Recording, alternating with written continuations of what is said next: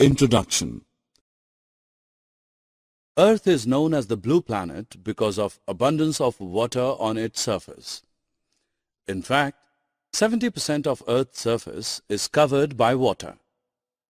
However, in summer, everyone talks of shortage of water. Strange, isn't it?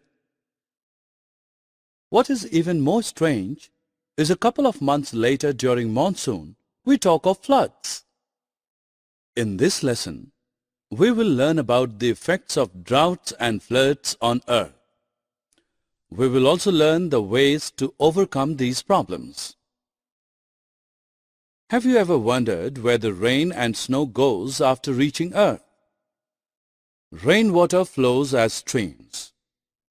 It fills up ponds, lakes, and rivers. It falls into the sea and oceans. The snow falls on mountains and later melts into water. This water flows down the mountains in the form of streams and rivers. Thus, most of the water received from the sky finally flows into the oceans sooner or later. Not all the rainwater flows into rivers and ultimately into oceans. Some of it is absorbed by the soil as well. This water is known as groundwater. Groundwater is the source of water for many lakes and wells.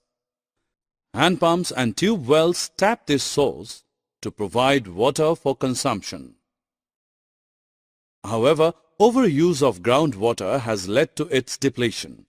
As a result, we need to dig deeper and deeper to locate groundwater. In areas with little or no vegetation, the topsoil is loose and gets washed away by rainwater. Such areas get covered with concrete. As a result, there is reduced seepage of rainwater into the ground. This also contributes to reduction in groundwater. In our country, most of the rainfall occurs during June, July, and August. It gives us respite from the hot and humid summer. Sowing of many crops depends on monsoon. But what will happen if it rains heavily? Excessive rainfall leads to a rise in the water levels of ponds, lakes, and rivers, causing them to overflow. Such an overflow of these water bodies beyond their normal limits is known as floods. Floods destroy crops and cause damage to property and life. Floods triggered by heavy monsoon rains are an annual feature in India.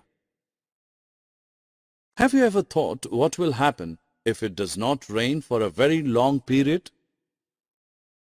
When it does not rain for a very long period, then the soil continuously loses water by evaporation and transpiration. The level of water in ponds and wells goes down, and some water bodies dry up. The groundwater also depletes. Prolonged periods of deficient water supply cause drought. Water can be obtained from natural sources only. A very small fraction of the total water available on Earth is fit for use by plants, animals, and humans.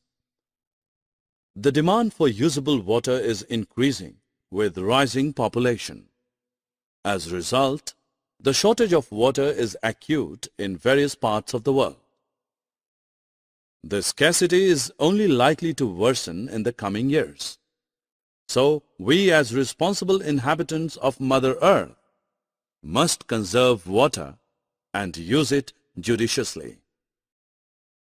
If we collect and store all the rainwater that collects on our terraces, roads, and pavements instead of letting it run into ditches, we could actually have vast reserves of water. Collecting and storing of rainwater is called rainwater harvesting.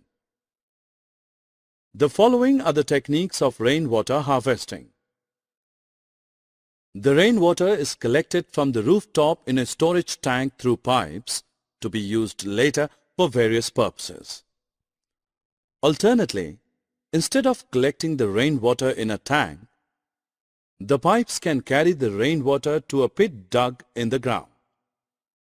The rainwater then seeps into the soil to recharge or refill the groundwater. Another technique of rainwater harvesting is the one in which the runoff on the ground is used to recharge groundwater. Summary. Let us summarize what we have learned. Excess rainfall causes flood, and no rainfall over a period of time causes drought.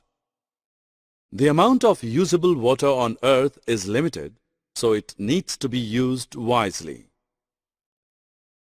Collecting and storing of rainwater is called rainwater harvesting.